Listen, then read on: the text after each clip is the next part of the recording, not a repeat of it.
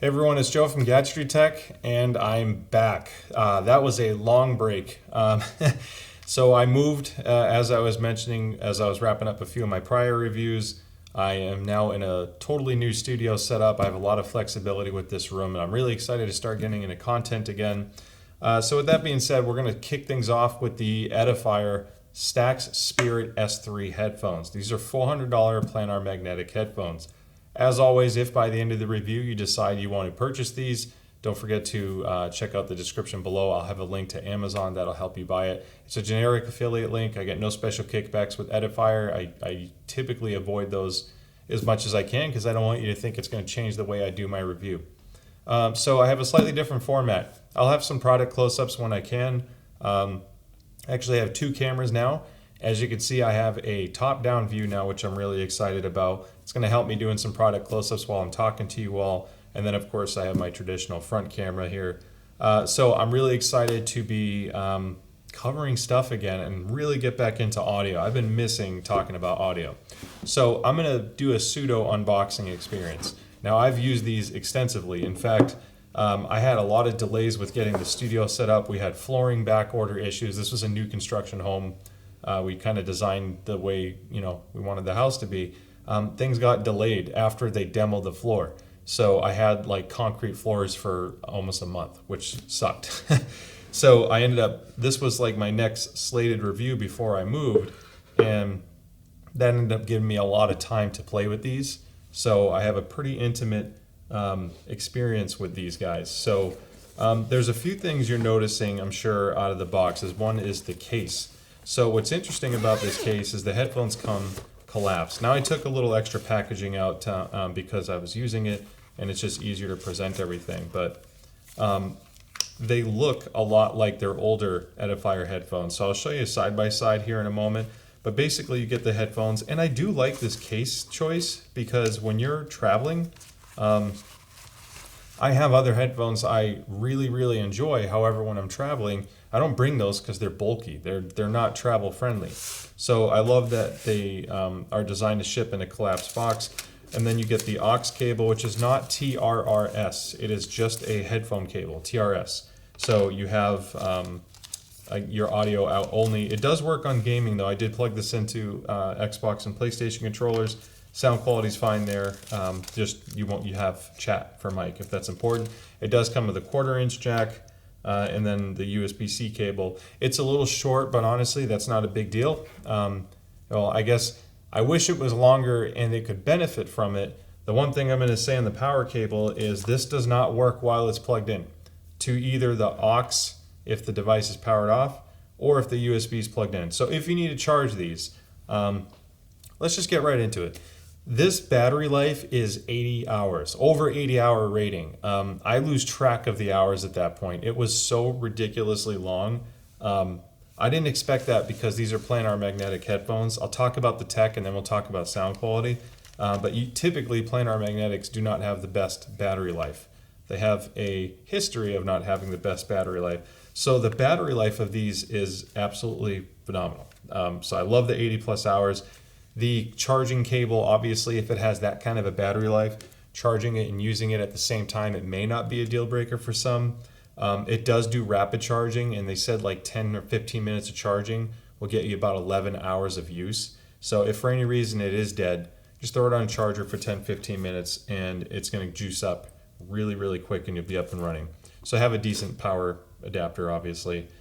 Use this cable. It does not come with an AC adapter. Just find a USB port. Most people have a lot.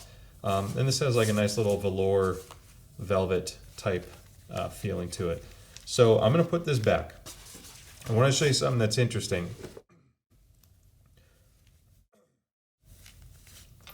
They come with two different ear pads. So these are swappable. Now, these are $400. These are pricey. That's going to put them into some big competition. So I'll talk about that soon. However, this is actual lambskin leather. It's not pleather, PLU, any of that stuff, vinyl, whatever you want to call it. This is lambskin leather, and it's extremely comfortable. It's why it's still on here. I prefer the lambskin leather. However, these are surprisingly cool feeling. Now, I live in the southern part of the United States. It gets very hot. And when I'm traveling, I actually do like the the sport fabric more. And if you can see how well these compress, I mean, that is an incredibly plush, soft memory foam pad. I love the pad on this. These are incredibly soft as well, but they have a different type of pad material. This is more for traditional foam, and your sport fabric has the memory foam. It's interesting, it does change the sound quality a little bit. I do prefer the leather sound quality as far as the way the soundstage is presented and the bass extension, because I really, planar magnetics have incredible bass, but they don't typically have a lot of bass out of the box, unless you get like the big boy planars that are thousands of dollars. So I like having good seal because I want to get the most out of the bass they're producing. The way they make the bass and how accurate the bass is incredible. So to me, I like the lambskin leather the most. Now you can experiment, go back and forth, see if you like one over the other, but that is how I'm going to base my review. Now when I show you the app and how you customize it, there's some different things you can do to tweak it based off your pad choice. So anyway, I guess you can stuff the pads in the case, and it gets a little tight. You really I would suggest just picking the pad you want to use for travel if you are traveling. You may just have a preference that you want to use all the time anyway, just because you like the sound quality more. So it's cool that they give you a 1/4-inch jack. The amplifier has to be turned on, or the digital signal processing has to be enabled in order for even the aux in to work. What's the one thing that was kind of annoying, so I power this on, I'm listening to it on Bluetooth, I plug in my aux cable and then hook that up to a game controller or a laptop or something like that, just real quick and easy.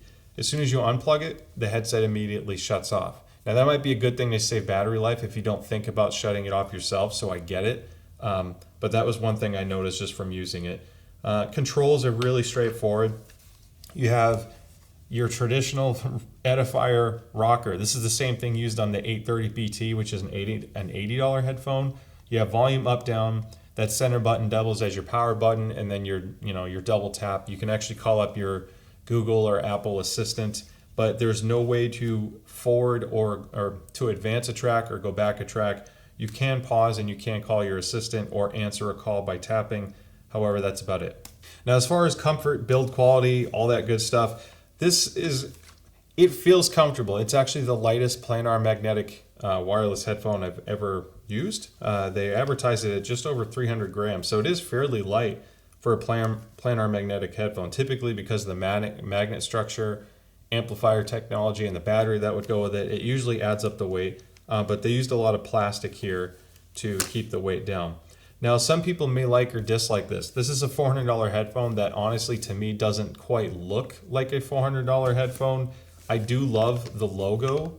Obviously their whole Stax Spirit moniker that they do, this faux carbon fiber here, and it's all black, it's sleek. It's not like overly bright or flashy or tacky looking. It's fairly understated. Some people may be totally fine with that. Other people may want to look and hold something more robust, especially at this price range. It creaks. Let's see. Not terrible, but every now and then I get a little squeak. It's just, I wish it was a little bit better from the overall fit and finish. However, when I'm wearing it, it's extremely comfortable. Now the headband is a little firm. Without a hat, it's totally fine. If you have the cap, the little button on the top of your hat, it does put a bit of pressure on there, so I would try to avoid it, either angle the headphone slightly forward, but if it's on it, it is going to put some pressure on your hat. Overall, though, the clamp force is medium. It's a little bit stronger, which I think is helpful here because of the bass response. And being over 300 grams, you don't want the clamp force too light because it's going to break the seal, or if you move your head around, it's going to fall off. Interestingly enough, this does not have active noise cancellation. So there are obviously really nice headphones out there under 300 or in the same price range that have really nice active noise cancellation. So if you are buying this specifically for travel and that's a huge feature to you, that may be a deal breaker. However, there are a couple things that this has that other headphones don't. Which brings us to sound quality. And this is the most unique thing about it. So it's what I had a hard time understanding is the whole Stax Spirit naming. If for those of you who don't know, Stax headphones, they're Japanese headphones. They're more like head speakers or ear speakers. They are open back electrostatic speakers on your head. They use electricity to basically control and deliver all of the sound that you're hearing. They don't use magnets, which these do. I think it was the owner of Edifier that heard his first pair of Stax headphones, and he was just kind of in awe at the detail retrieval and the way they sounded, especially in the mid-range. So he wanted to capture that with this headphone. Now, Edifier now owns Stax. They bought them. So they're keeping the brands separate, but it's interesting to see how much is going to cross over. I don't know how that'll affect it. The new Stax headphones are still thousands of dollars. It's not like it's an apples to apples thing, but he wanted to mimic some of that sound characteristic on a more affordable, more attainable pair. So it might be why you see the more basic plastics and things is to keep the price in a certain price range. However, there's a lot of shared technology here. So the way planar magnetics work is there is a diaphragm in the center and there's magnets on both sides. That's what controls the sound and helps make sure you get good clean power output, no distortion, etc. These use Odyssey's Fluxor magnet technology. So they actually paid to license the magnet tech from Odyssey, which I know is going to bring up the price a little bit, but those magnets are incredibly dense. They give you really good control and precision. What all that translates to is you get a higher power handling with low distortion. They advertise like 0.5% harmonic distortion with this at high volumes. These get insanely loud, louder than any Bluetooth headphone I've ever used. I don't know if I ever got to listen to max volume for more than like a second. It damages your ears. So the volume is excellent. And again, when you factor in that battery life, you have a lot of overhead. There'll be some tracks that are a little on the quieter side. So having that overhead is really nice. So when it comes to sound quality, how does this stacks up? These are not Stax headphones. I've heard Stax before. I've gone to Can Jam, I've demoed them. When you compare it to like the Lambda series, which is their more, I guess, traditional looking headphone, you know, the SR, I think it's the SR1s and the L700s. Those have a very unique sound characteristic to it, especially in the mid-range. It's noticeable in the bass and treble. The bass kind of rolls off a bit down low, but there's a lot of clarity and excitement in the mid-range. A little shouty in a certain frequency range, but overall they have a very unique, gorgeous sound. It's kind of like one of those things where there's no other headphone that you would replace that with. This is kind of like just a special sounding headphone that I think if an audiophile collector has multiple high-end pairs, they may have a Stax headphone. Now the problem with that is those things require some power. You can't just plug them into a headphone jack, can't have it all built in like this. They require an amplifier meant for electrostatic. So anyway, I go down rabbit holes with tech a lot. I'm sorry, it's been a while. I've been dying to talk about tech and audio with you all. So I like the sound quality of these. I actually prefer them. I think more people will like the way these sound over some Stax headphones because they have a little bit more bass down low. They're closed back, so they're more versatile for traveling. Of course, you're not going to take a huge open back headphone with you for travel typically because you get all the noise from your surroundings. So I actually really, really like the sound quality. Now, the only problems I have is I like the sound quality a lot depending on what you're listening to. There's a new song from Muse that came out that is more like he's getting back into the rock and more metal sound. A lot of guitars and a lot of action going on in the track. These have insane detail retrieval, and I'll talk about why on the planar magnetic side. But when you get a very busy, somewhat harsh or bright sounding track, these do just a little bit too much extra energy on that, on top of it. And I think it can get a little shouty and it can get a little fatiguing personally. I'm not trying to be all negative. I really want this channel to be as unbiased and objective as possible. There are songs where this just blows away every wireless headphone I've heard in sound quality. And there are songs where I prefer other wireless Bluetooth headphones simply because they're less fatiguing or they're a little bit more versatile.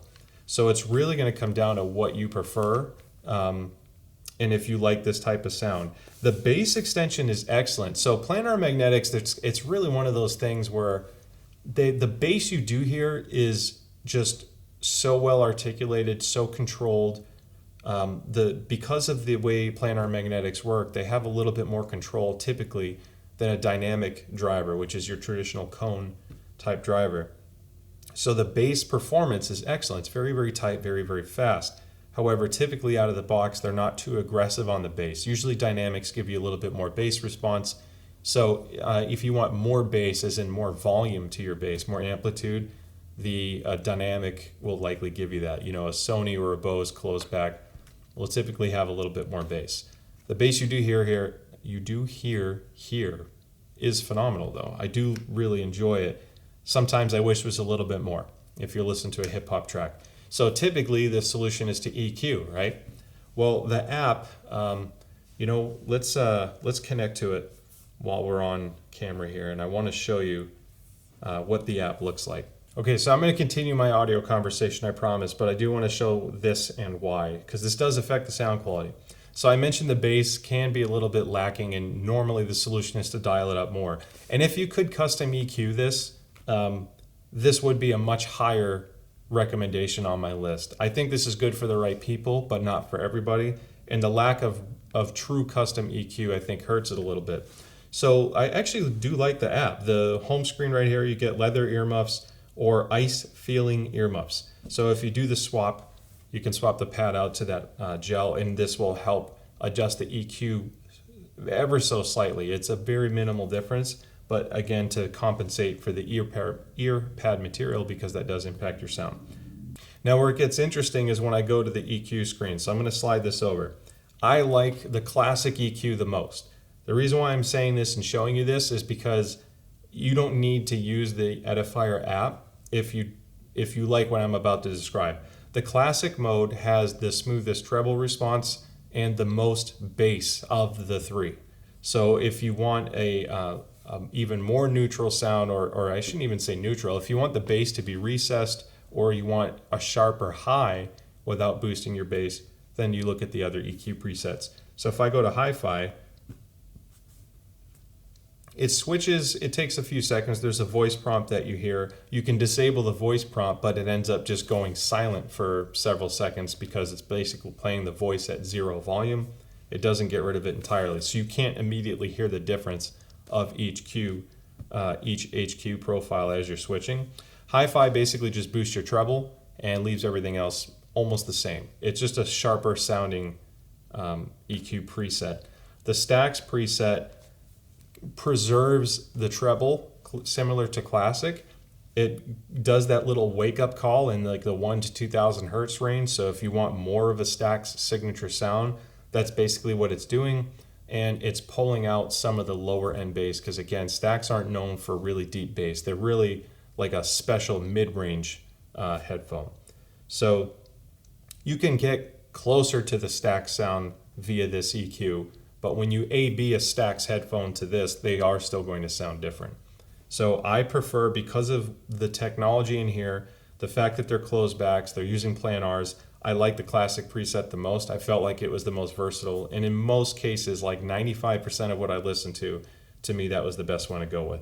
And then at the very end, it does have a game mode. So if you are doing Bluetooth gaming on your phone or mobile device, or I guess if you got a Bluetooth adapter for your PlayStation, game mode is basically just going to cut back your latency ever so slightly. Using an iPhone here, it's not going to make a noticeable difference. It'll just say game mode on or off, but sound quality and perceivable lag is very similar. So on a positive note, I mentioned a few things that I guess are detractors, because I really want, at $400, you really need to know what you're getting. What's most impressive on this is the detail retrieval that you get. There's a natural detail retrieval to any headphone or audio product that has a really fast transient response. What that means is the second it's supposed to produce a frequency, the driver does that, and the second it's supposed to stop, the driver stops or ceases to do that. It's not hanging on the end of a note. You get incredibly precise, clean sound when that happens, and that's where these just destroy so many headphones under $500. They really did a great job. Between the flexor magnet technology that they licensed from Odyssey, their honestly, the planar magnetic driver they made here is actually a really nice sounding driver. I wish I could EQ the bass just slightly higher, but out of the box, I feel like the EQ profile built in really does work in most situations. It's just not going to be for a bass head out there. So if you want pounding bass, maybe look elsewhere, but I can tell you right now, the amount of detail you get on this is incredible. The only real drawback is it can be a little bit shouty with certain tracks. If tracks get busy, this has a lot of energy to it, and it might sound a little fatiguing at times, just again, depending on what you're listening to. So here's where it gets more complicated. I grabbed these for a reason. So I keep every headphone I've ever purchased or get sent to review. These Edifiers were actually the first Bluetooth headphone I ever owned. I bought these years ago. Here's what's crazy. If you look closely, they look almost identical. They have literally the exact same case and frame, or the same frame ear cup design. The yoke is the same, the headband's the same, they collapse the same way. They have different ear pad materials, which is great. You know, you want the lambskin leather. These are a little bit thicker. They're definitely more comfortable. The outside finish is significantly nicer looking on the Stax S3. But I had a hard time because when I first unboxed this, I was like, man, this looks so much like my old Edifiers. It's cool that it's the same company. This is their design language, obviously, that they're sticking with it. I wish these felt and looked a little bit more special. So that's hard because this is $80 and this is $400. From the looks department, this is better, and you can tell the materials are better. You know, this is a really thin leatherette pleather stuff, and this is actual leather, and it's noticeable. It looks nice.